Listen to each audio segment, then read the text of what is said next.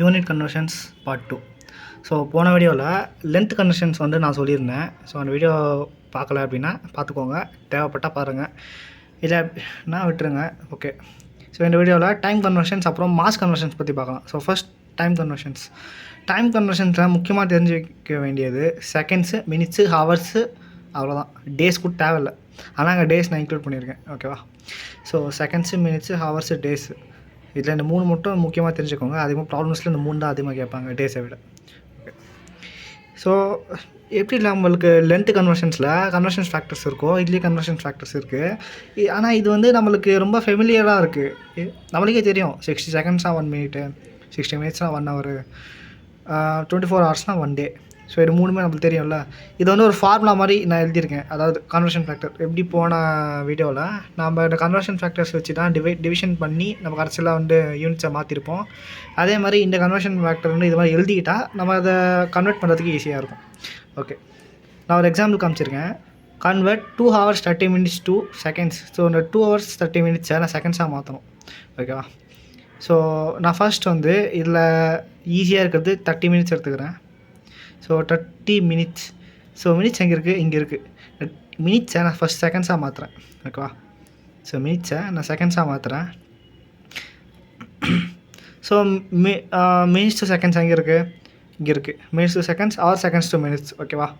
So இதில் வந்து நம்மளுக்கு எது தேவையோ அதை மேலே வச்சுக்கணும், எது வந்து எதுலேருந்து மாற்றணும்னு நினைக்கிறோமோ கீழே வச்சுக்கணும். ஸோ நம்மளுக்கு வந்து எதுவாக தேவை? செகண்ட்ஸ் தேவை. ஸோ செகண்ட்ஸை மேலே வச்சுக்கலாம், அதாவது 60 செகண்ட்ஸை மேலே வச்சுக்கலாம். So 60 seconds. ஓகேவா? 1 minute.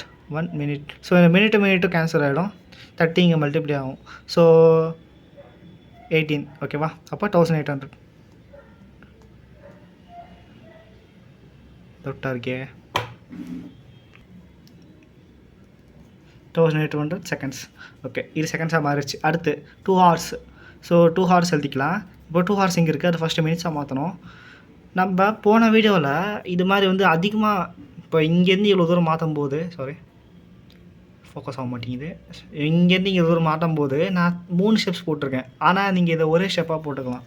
ஸோ ஃபர்ஸ்ட் ஒன்று என்ன பண்ணணும்? ஹவர்ஸை மினிட்ஸாக மாற்றணும். ஹவர்ஸை மினிட்ஸாக மாற்றணும். என்ன பண்ணணும்? இந்த ஹவர்ஸ் வந்து கேன்சல் ஆகணும். ஸோ இங்கே இருக்குது, இங்கே இருக்கா? இங்கே இருக்குது. ஹவர்ஸ் வந்து மினிட்ஸாக மாற்றுறது இங்கே இருக்குது. ஸோ ஹவர்ஸ் தான் கேன்சல் ஆகணும். ஸோ அது கீழே போட்டுக்கலாம். 1 hour 60 minutes. ஓகேவா? ஆட்டோமேட்டிக்காக கேன்சல் ஆகுமா? அடுத்து இது பக்கத்துலேயே இன்னொரு ப்ராக்கெட் ஓப்பன் பண்ணிடலாம். அடுத்த ஸ்டெப்பை நான் பின்னாடியே அதே பக்கத்துலேயே ஆட் பண்ணிக்கிறேன். அடுத்து என்ன கேன்சல் ஆகணும்? மினிட்ஸ் வந்து நம்மளுக்கு கேன்சல் ஆகணும். ஸோ அடுத்து என்ன? இது. ஓகேவா? அதாவது 1 minute கேன்சல் ஆகணும். நம்ம செகண்ட்ஸில் ஆகணும், 60 seconds. ஓகேவா?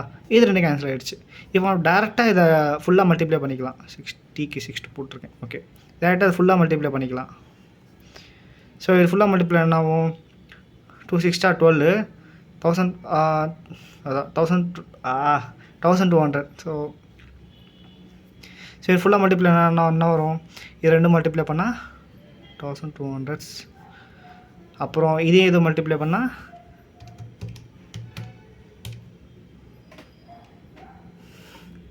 72,000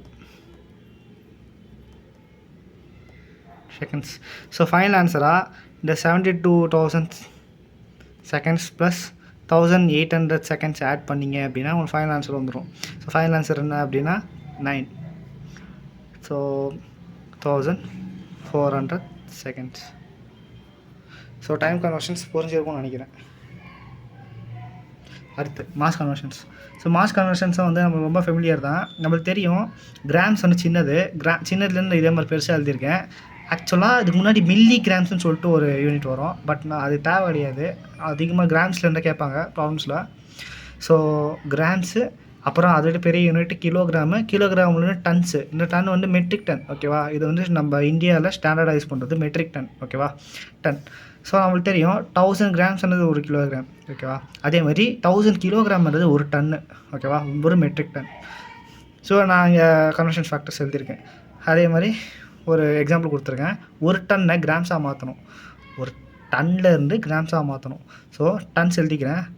1 டன்னு இன்ட்டு ஃபஸ்ட் அதை கிலோகிராமாக மாற்றணும். கன்வர்ஷன் ஃபேக்டர் என்னது?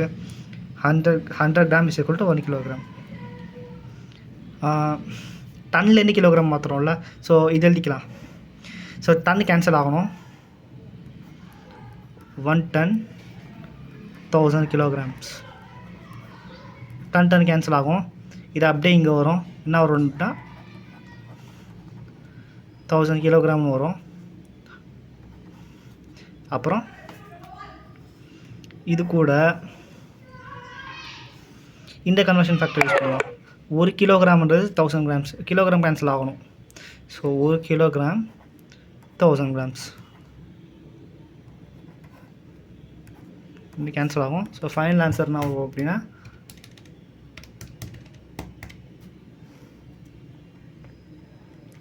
Okay 1 2 3 4 5 6 grams. இதை இப்படி எழுதிக்கலாம். இல்லை அப்படின்னா டேரெக்டாக இது மாதிரி போட்டுக்கலாம். இன்ட்டு 10 power 6 ரெண்டுமே சேம் தான். இவ்வளோ தான். டைம் அண்ட் மாஸ் கன்வர்ஷன்ஸ் ரொம்ப ஈஸி. லென்த் கன்வர்ஷன்ஸில் தான் உங்களுக்கு ரொம்ப டிஃபிகல்ட்டாக ஃபீல் பண்ணுவீங்க.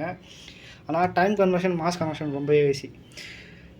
ஓகே, ஸோ இது புரிஞ்சிச்சு அப்படின்னா அடுத்த ஸ்டெப்பாக நீங்கள் வந்து இப்போ சிங்கிள் டர்ம்ஸாக, அதாவது கிராம்லேருந்து டேரெக்டாக கிலோகிராம் எப்படி மாற்றுறது, கிராம்லேருந்து எப்படி டன்னாக மாற்றுறதுன்னு சொல்லிட்டு சிங்கிள் டைம்ஸ் தான். ஒருவேளை கிலோமீட்டர் பர் ஹார்லேருந்து மீட்டர் பர் செகண்டாக எப்படி மாற்றணும், இந்த மாதிரி டிஃபிகல்ட்டாக இருந்துச்சுன்னா என்ன பண்ணணும்னு சொல்லிட்டு அடுத்த வீடியோவில் நான் சொல்கிறேன். ஓகேவா?